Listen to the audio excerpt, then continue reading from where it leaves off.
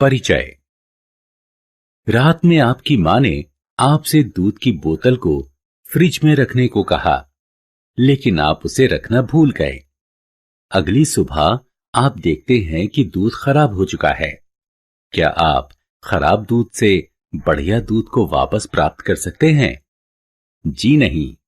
तो आइए ऐसे ही परिवर्तनों के बारे में इस पाठ में जानें। उद्देश्य।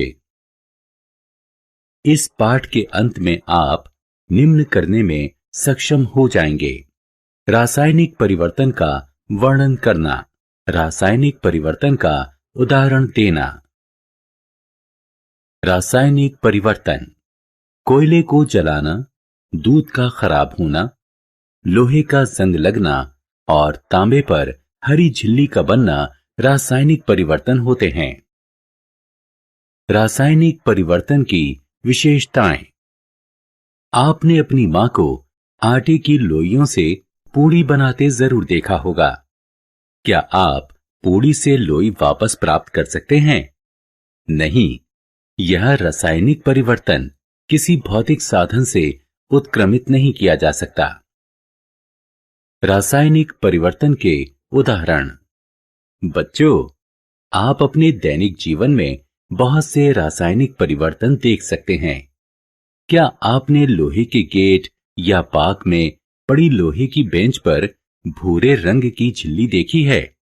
इस भूरी झिल्ली को जंग कहते हैं और इस प्रक्रम को जंग लगना कहते हैं। इस जंग का रासायनिक नाम है आयरन ऑक्साइड।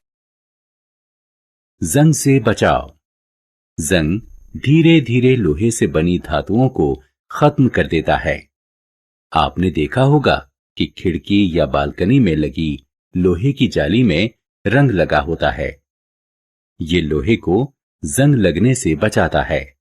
अतः हम लोहे को नम ऑक्सीजन या पानी के संपर्क से बचाकर जंग लगने से बचा सकते हैं। रंगाई, ग्रीस और तेल लगाना। लोहे पर जिंक की परत चढ़ाकर, जिसे यशद लेपन यानी गैल्वेनाइजेशन कहते हैं, और क्रोमियम की परत चढ़ाकर जंग से बचाया जा सकता है। रासायनिक परिवर्तन के उदाहरण।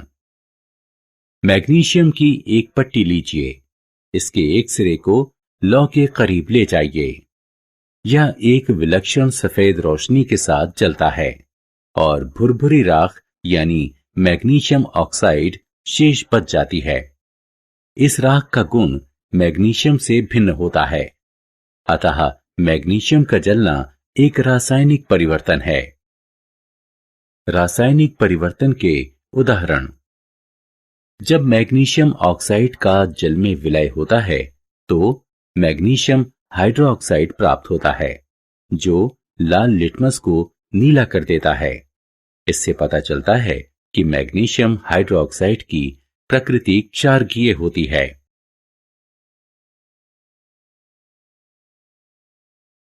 रासायनिक परिवर्तन के उदाहरण। आइए एक प्रयोग करें। एक बीकर में 1 चम्मच कॉपर सल्फेट लें। लगातार हिलाते हुए इसमें 100 मिलीलीटर पानी मिलाएं। इस विलयन में कुछ बूंदें सल्फ्यूरिक अम्ल की मिलाएं। आपको नीले रंग का एक विलयन मिलेगा। इसमें लोहे की एक कील डालें।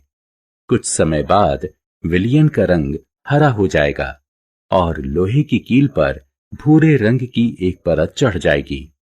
ये परिवर्तन आयरन सल्फेट विलयन और कॉपर बनने के कारण हुए हैं। रासायनिक परिवर्तन के उदाहरण। छात्रों, सिरका और बेकिंग सोडा हमारे रसोई में आसानी से प्राप्त हो जाते हैं। एक प्याले में थोड़ा सा सिरका लीजिए। इसमें 1 चुटकी बेकिंग सोडा मिलाइए। आप फुसफुसाहट की आवाज सुनेंगे और इससे बुलबुले बाहर आते देखेंगे। इससे उत्पन्न हुई गैस कार्बन डाइऑक्साइड है।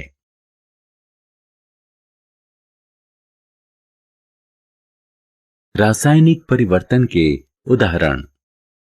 उपरोक्त प्रयोग में यदि कार्बन डाइऑक्साइड चूने के पानी से गुजरती है तो चूने का पानी दूधिया हो जाता है। रासायनिक परिवर्तन का प्रयोग। छात्रों, क्या आप हमारे जीवन में रासायनिक परिवर्तन के महत्व को जानते हैं? ये अयस्क से धातु निकालने, दवाइयों के निर्माण, कृत्रिम और उपयोगी वस्तुएं जैसे साबुन और प्लास्टिक, फाइबर, खेती के लिए खाद और कीटनाशक में उपयोगी है। सारांश। आइए हमने जो कुछ सीखा है उसे संक्षेप में दोहराएं। रासायनिक परिवर्तन के दौरान नया पदार्थ बनता है जिसके गुण मूल पदार्थ से सर्वथा भिन्न होते हैं। लोहे का जंग लगना ऑक्सीजन और जल की उपस्थिति में होता है। जंग का रासायनिक नाम हाइड्रेटेड आयरन ऑक्साइड है। मैग्नीशियम ऑक्साइड का जल में विलय होने पर मैग्नीशियम हाइड्रोक्साइड का निर्माण होता है, जिसकी प्रकृति क्षारकीय होती है। कार्बन डाइऑक्साइड चूने के पानी को दूधिया कर देता है। रासायनिक परिवर्तन दवाइयों, साबुन, खाद, कृत्रिम पदार्थ के निर्माण, अयस्क से धातु निकालने इत्यादि में उपयोगी होते हैं।